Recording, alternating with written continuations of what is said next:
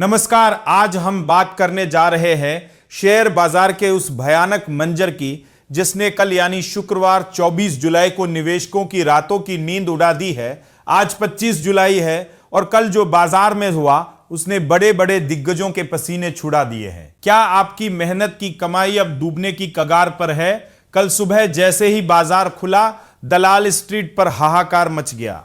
Gift Nifty पहले ही संकेत दे रहा था कि झटका जोरदार होगा और हुआ भी वही। 200 अंकों से ज्यादा की गिरावट के साथ शुरुआत हुई और देखते ही देखते निफ्टी 23,800 के उस महत्वपूर्ण स्तर को तोड़कर नीचे चला गया जिसे हम पूरे जून और जुलाई महीने से पकड़कर बैठे थे। एक समय तो ऐसा आया जब लगा कि सब कुछ खत्म हो जाएगा। बिकवाली का ऐसा वन वे ट्रैक बना कि निफ्टी 23,606 के निचले स्तर तक जा गिरा।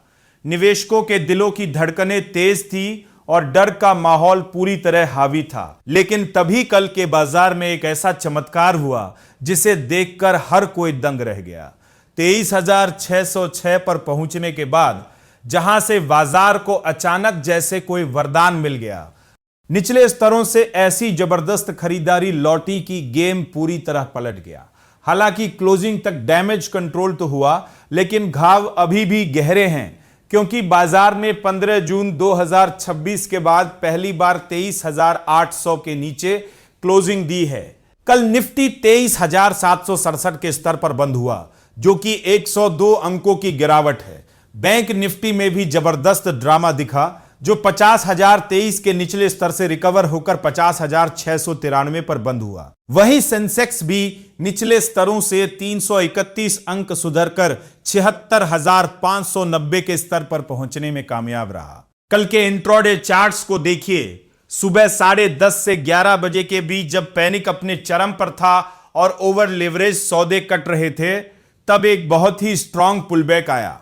यह पुलबैक क्यों आया? क्योंकि बाजार 23,645 के उस क्रूशियल जोन पर पहुंच गया था जिसे हमने बार बार अपने न्यूज़लेटर और मार्केट राउंड अप में बताया था।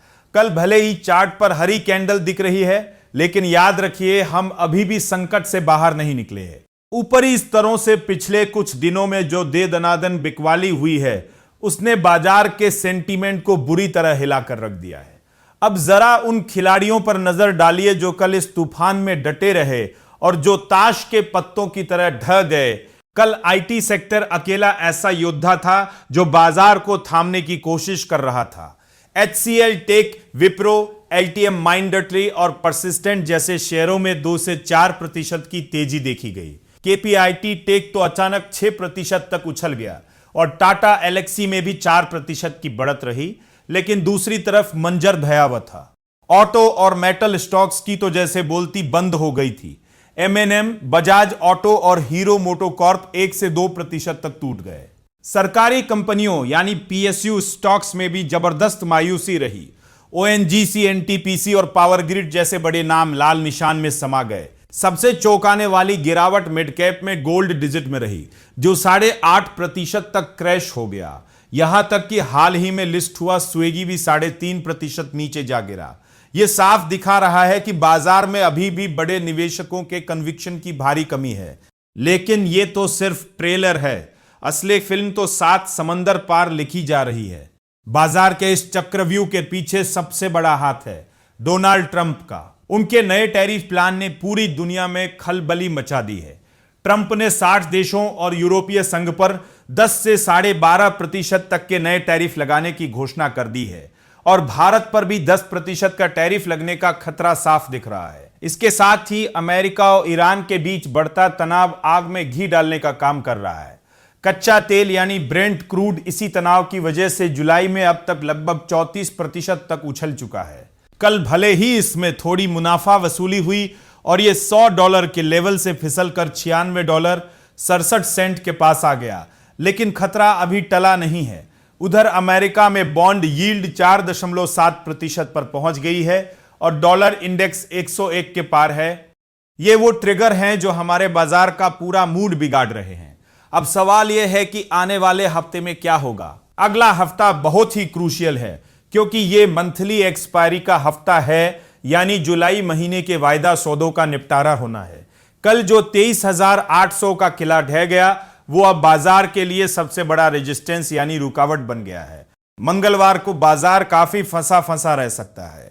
23,900 से 23,950 का जोन पार करना बुल्स के लिए नामुमकिन जैसा लग रहा है, जबकि नीचे की तरफ कल का लो यानी 23,600 का लेवल एक आखिरी उम्मीद है। इसके अलावा यूएस फेड की पॉलिसी भी आने वाली है, जहां केविन वॉश के बयानों पर पूरी दुनिया की नजर रहेगी। अगर वहां से ब्याज दरों को लेकर कोई कड़ा संकेत आया तो बाजार में दोबारा हाहाकार मच सकता है। निवेशकों के लिए मेरी साफ सलाह यही है कि बाजार अभी संभलने में समय लेगा।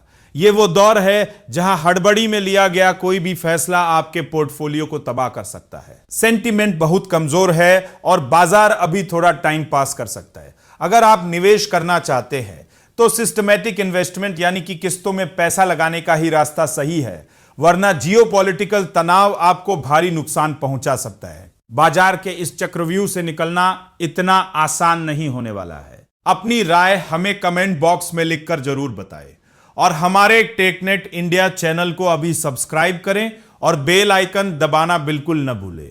बने रहिए हमारे साथ। ये वीडियो सिर्फ एजुकेशनल मकसद के लिए है। इन्वेस्ट करने से पहले कृपया अपने फाइनेंशियल एडवाइजर से सलाह लें। नमस्कार, धन्यवाद।